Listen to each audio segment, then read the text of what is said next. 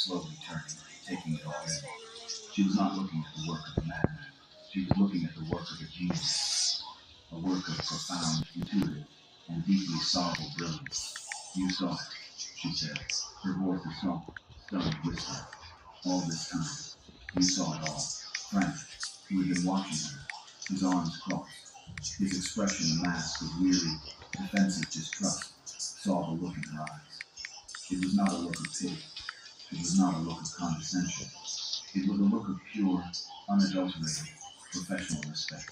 I saw it, he said, his own voice losing some of its hard, defensive edge.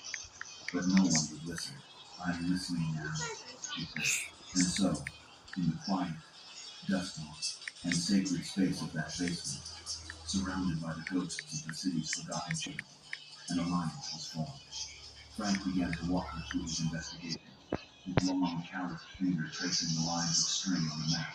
His voice a low, steady murmur told the story of each child, of each disappearance. He was no longer a crazy ex-cop.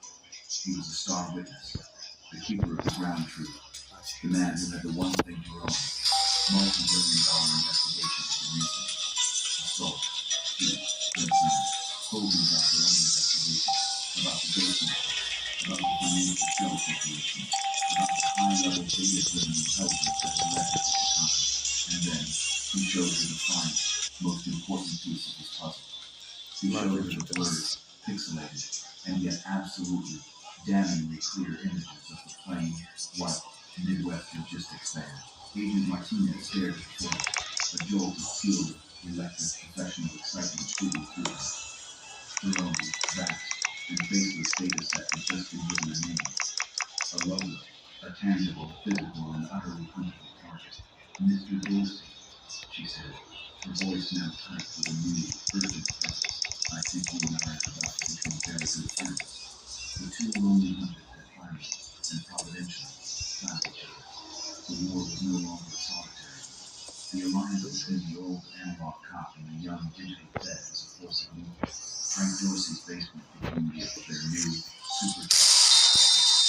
Living in freedom, as the portal surrounded the fire, giving two leaders who seemed to be members of the one, not just for young veterans, but for the entire Indian American fleet of the Midwest logistics, because the GPS tracking every single week. The result was a stunning, real-time visualization of the network's operation. On a large digital mapping of the node complex of network, they could see the vans moving through the city, their routes complex, even woven websites. At that, they began pulling their Frank's data onto their digital maps. They took the locations of the disappearances, the red pins from his quote book, and they plotted them, and a clear, chilling, and absolutely unbearable pattern. The routes of a dozen specific cars, all visible at handfuls of specific drivers, forwarded effectively into finding the location of the children of execution. Walter Bishop, the quiet, unassuming driver, the man with the bland, forgettable face, was not very silent. His van, it turned out, was a ghost that had been present at the scene of over a dozen of the abductions, including the disappearance of Frank's young granddaughter, Isabella. Frank's old-fashioned, shoe-leather detective work was now providing the crucial human context to Martinez's cold, hard day. He knew the neighborhood. He knew the rhythm of the street. He could look at the van's roof, and he could see the lights, predatory, tactical intelligence behind them. They began to track the vans in real time, following their path from the point of abduction to a series of quiet, unremarkable, and deeply sinister locations. They identified three suburban steakhouses, a and two massive, windowless warehouses in the city's industrial corridor, the regional distribution hub. The pieces of the puzzle were no longer just pieces. They were on a live, active, and terrifyingly real map of the city to see. They were no longer just investigating a series of cold cases. They were in the midst of a live, ongoing, and massive criminal conspiracy. The weight of the investigation, of the knowledge of what was happening in those quiet, anonymous buildings, was a heavy, crushing thing. But for Frank Dorsey, after 6 long, lonely, and thankless years of being a voice in the wilderness, was also a moment of profound and deeply powerful meditation. The ghost keeping children in the years, the pattern of children too. And now, she was no longer just a wife. She was a part of the team that was going to bring the cold monster and invisible machine crashing down. The plan was to take down was a secret, high stakes, and incredibly complex logistical operation. To rescue the children. And that meant that the raids on all of the identified locations, the 3 suburban places, and the 2 main warehouses had to happen at the exact same time. It had to be a single, coordinated, and overwhelming blow, designed to prevent the network from having any kind of momentum, to move the children or to harm them. The alliance between the FBI and Frank Dorsey had now, officially and ironically, expanded to include the Chicago Police Department. The Eagles were keen to present the findings, and Frank's own long board evidence to the secretly top brass. The reaction had been one of shame, embarrassment, and immediate cooperation. The crazy ex-cop was now the central honest consultant in the largest, most important law enforcement operation in the city's recent history. The war room was no longer Frank's residence. It was a sterile place command post in the FBI's Chicago field office.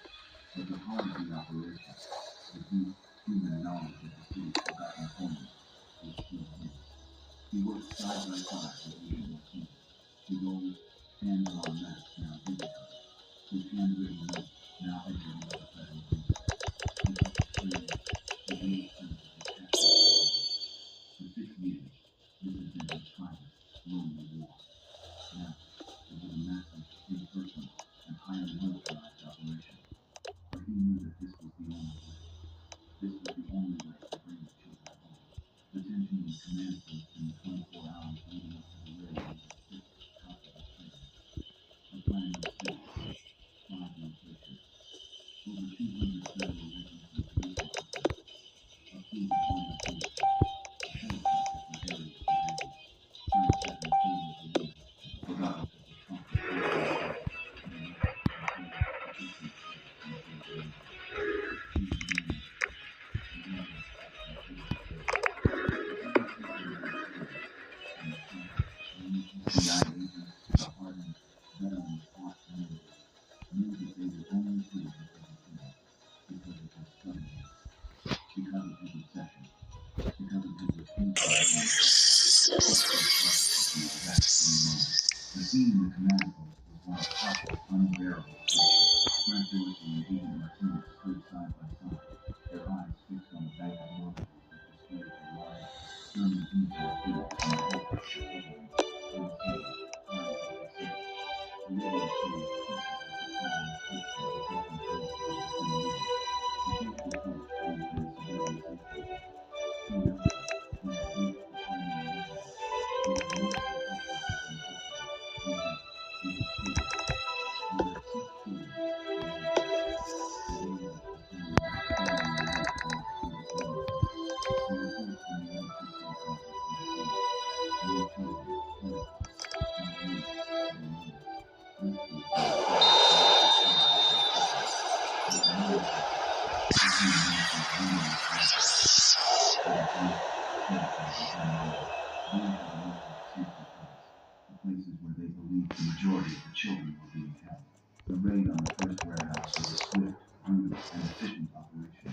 The SWAT team used a battering ram to smash through a steel loading door, and they flooded into the vast warehouse space. The approach to the warehouse was different. The team encountered resistance.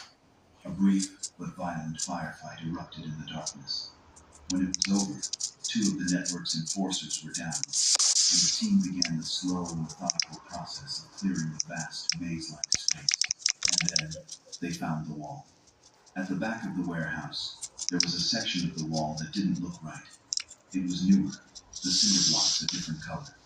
The team leader, who had been from Frank Dorsey's obsessive, handwritten notes about the network's methods, ordered his men to break it down. They smashed the wall with sledgehammers, and behind it, they found a hidden, soundproof room, a prison, and inside, huddled together on a collection of filthy mattresses, were a dozen more children.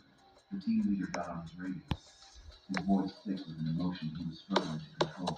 He read the names of the children they had just found, their identities confirmed by the phone. One of the parents that the mother had just refused, and couldn't help her, pushed her out of the way, and then left her alone. He could look at her. He had to go and see. She was alive and fit. She was beautiful. She was beautiful. And all the tears and the heart of the cup. The man who had not shed a tear in 30 years finally broke. He collapsed into a chair, his head in his hands, and a sound, a raw, ragged, and beautiful sound, pure, unadulterated, and long overdue relief, escaped his lips. The door had come down. The children were safe, and his own personal and very beloved ghost had finally, miraculously, come back. The aftermath of the raid was a story that played out in a series of quiet, sacred, and profoundly emotional scenes all across the city. The same man in Chicago that was waking up to America, and the next day, the news of the raid, of the dozens of children rescued from the city's hidden, secret places, was a story of transparent, unbelievable strength, and a personal story of personal and popular transparency. The primary staging area for the rescued children was a large community center, a place that was transformed overnight in tapestry of human emotion. Parents who had lived for months, or in some cases, for years, in a state of suspended, agonizing grief, were reunited with the children they had thought were lost forever. The sound of weeping, of laughter, of names being called out in voices thick with a disbelief and a joy so profound it was a physical, palpable thing in the room, filled the air. Frank Dorsey was there, but he was not in the center of the celebration. He was a silent, lonely figure in the background. Only the voice of him was transformed with the music. His old smile was taken away. He was a wreck, a dog, a man who was, for the first time in a very long time, allowing himself to sit present, to simply observe the beautiful, chaotic, and miraculous result of his long, lonely war. He saw Maria, his niece, a woman he had last seen in a state of shattered, hysterical grief, now holding her daughter, Isabella, in an embrace so tight, so powerful, that it seemed as if she were trying to physically fuse them back together, to ensure that they would never, ever be separated again. He saw the faces of the other parents, the ones who had only known small sets left in their photos of the facing wall. He saw them now in full, vibrant, and fearful colors, their faces transformed by a joy so pure, so absolute, that it was a thing almost unbearable to look.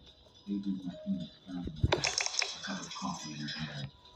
She stood beside him, her own cool, professional demeanor softened by the raw, overwhelming emotion of the scene. "Hold your breath," she said, her voice a quiet, respectful murmur. "All will be well. This is because of you." Frank shook his head, a smile almost infinite on his face. "They did it," he said, his gaze fixed on the families, on the children. They just needed someone to listen. He was not a hero in his own story. He was just a man who had refused to stop listening to the voices, a man who had paid a profound, personal price for his acceptance, a man who knew, in his bones, that it had all been worth it. He did not stay for the press conferences. He did not talk about the photos. He just did what he did. Slowly, one minute stilled in the overwhelming silence. He opened the door.